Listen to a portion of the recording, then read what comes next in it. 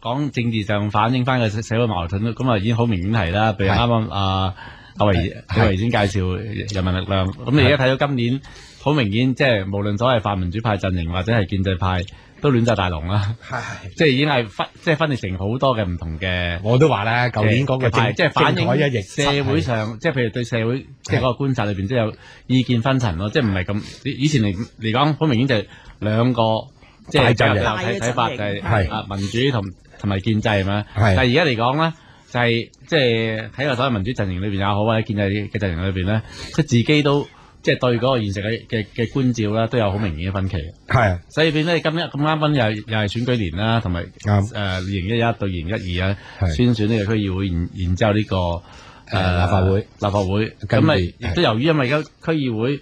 會有所謂超級區議員，係會將會產生未來嘅會產生5席嘅超級立法會議員嘛，所以變咗今年嘅區議會選舉一定係好政治化嘅，即係同平時其實係鞏固緊有功能組別㗎嘛。同過去嗰種區議會選舉就一定唔同，因為好多大黨啊或者有興趣有野心想角逐立法會議席嘅，咁都會一定要先參加區議會先。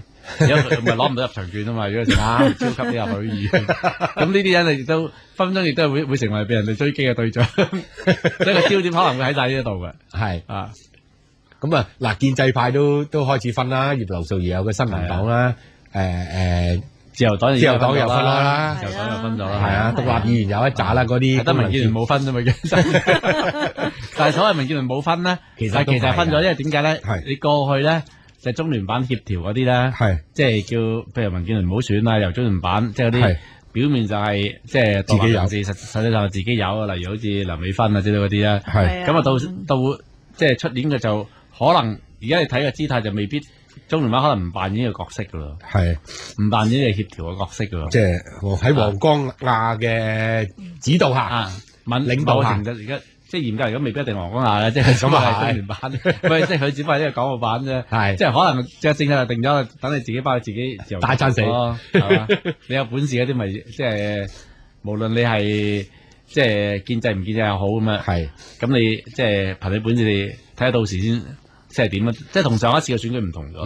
民主嘅板塊，我覺得就真係4分5裂得好緊要。其實就從來都係4分5裂㗎啦。係黨中有派。就算係泛民主派自己本身，即係唔講1、1、2啊，講07、08嘅時候，其實都喺協調方面都好大問題㗎啦。咁，但係即係會覺得啲大黨有一個共通點會相同啊嘛。即係好多唔同，但係有一個共通點會相同，就係諗住咧都有一個叫聯合陣線，就係。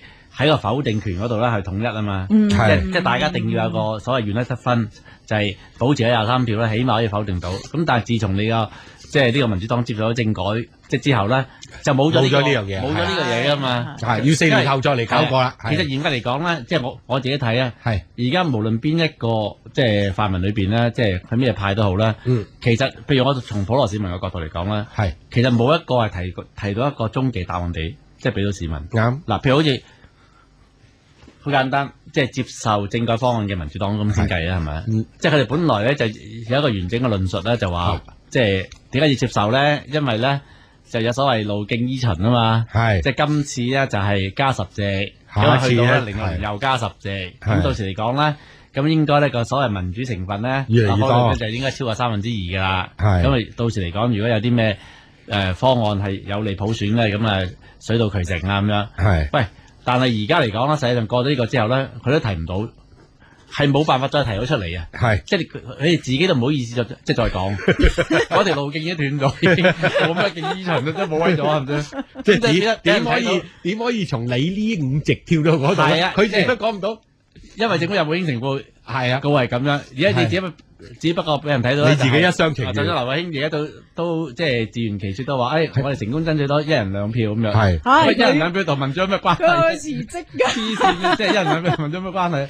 即係而家你客觀就俾人睇到就只不過多咗即係多咗5嚿骨頭啦，俾佢爭咯，咁咪去爭咯，係嘛？咁都未必冚唪唥5嚿骨頭都你爭晒喎，未必5個位都落晒民主派。梗係啦，因為即係同埋咪咯。跟住人哋會問爭咗嚟做乜咧？即係你以前爭咗，譬如你上一次2008年選舉咧，爭即係譬如啲人去支持啲泛民啦，個目的就希望咧佢有多啲得分，到時而家起碼係可以同政府有個 bargaining power 逼佢即係政治多啲快啲啊，讓步多啲啊，如果唔係就否決佢啊嘛。係，喂而家都冇咗呢個原得分啦。係，咁我就去個選民，我投嚟唔知做乜㗎其實，即係我唔知你跟住帶我去邊啊嘛，係咪？係，即係呢個其實答唔到啊嘛。幾鬧去拆選啊？呢個都係咁啦，係咪？好啦，到呢個係民主黨，我諗佢真係要好短時間。泛民全部都係嘅啦，就包括即係雖然啊李慧魯啊，其實人民力量都係嘅，譬如你追擊民主派都係。係，你追擊嚟做咩？完全冇問題，追擊係完全即係冇問題，因為你理論上咧。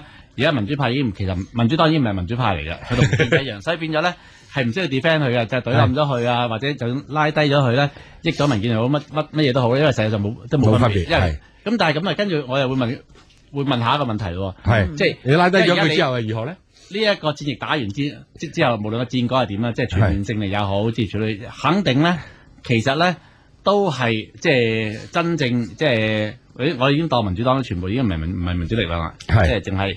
呢啲激進民主派先至係，咁咪都係更加 minority 咯，係更少數。你又提唔到一個打冧完之後咧，點可以係彎數去？係真係可以即係俾即係整體嘅，譬如全香港即係支持民主嘅人裏邊有個咩新嘅出路？又其實提唔到呢個答案嚟，係冇呢個噶嘛？有咩展望？係啊，好啦，譬如話而家分裂出嚟嘅社民連啦，係又俾人睇唔到，喂，社民連將會做啲咩咧？嗱，你初初咧就。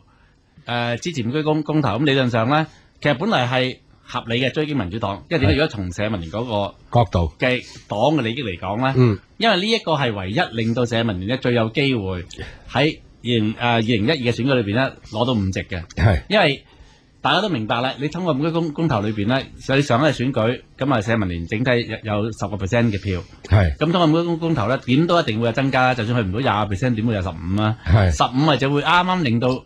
呢個代表就係令到你每一區可以攞到席，但係你一定係要一個好統一嘅戰線，即係先得噶嘛，係咪？因為你除咗有個別人可能靠佢個人魅力可以攞到票，譬如阿毓民或者長毛咁，其他啲咧就唔係一定要靠個黨嘅路線先，即係先攞到嘅。係咁，我哋而家分裂黨咧，你肯定咧，我幾乎寫包單，佢一票都一直都攞唔到立法會。即係你講社民連一直都攞唔到。如果你一直都攞唔到，你其實如果跟住而家嘅遊戲規則咧，係。你其實就唔係一個政黨嚟㗎咯喎，係啊係啊，你最多可能攞咗2席嘅區議會喎，咁你個變係一個議政團體啊，或者你其實同民協冇乜分別，80合民協唔係民協有議席嘅，啊有同意嘅，冇啊嘛，即係而家就睇下長毛即係脫唔脫黨啊，如果長毛都走埋冇啦，跟住長毛自己都有問題嘅，即係長毛走唔走都有問題，明唔明啊？係長毛其實都好大件事嘅，係嗱佢而家已經講明就唔會去人民力量啦，係，但係我哋要明問。初初啲人支持長毛，其實點解會支持佢咧？係就因為成個社民呢個組合咧，好明顯嗰10% 嘅人支持呢個社民嗰3個議員入立法會咧，個目的就係都明知佢哋根本唔會改變到個立法會嘅，因為你係少數啊嘛。係，所以唯一一個咧就係搗亂，通過搗亂咧嚟凸顯到呢個制度嘅荒謬。係，所以同埋泄氣，激發啲所謂即係爭取民主嘅力量，佢就係咁啊嘛。係，咁而家嚟講咧，呢個3子聯盟散咗啦。係，係咪即係你？即係嗰啲再喺個立法會裏邊唔會有一個統一嘅行動啦。係。咁長毛其實係冇意思喎，即係留喺立法會度嘅。咁即係譬如我作為長毛嘅支持者，我投啲票你入去都冇用，你都做唔到原有即係做嗰啲嘢，所以又係即係冇答案嘅。係。即係喺所有泛民裏邊咧，其實無論邊一派都好咧，係都俾唔到一個好似以前咁樣，即係對廣大支持即係泛民主，即係民主人，即係唔知點樣投票。所以咧，其實今次嚟講咧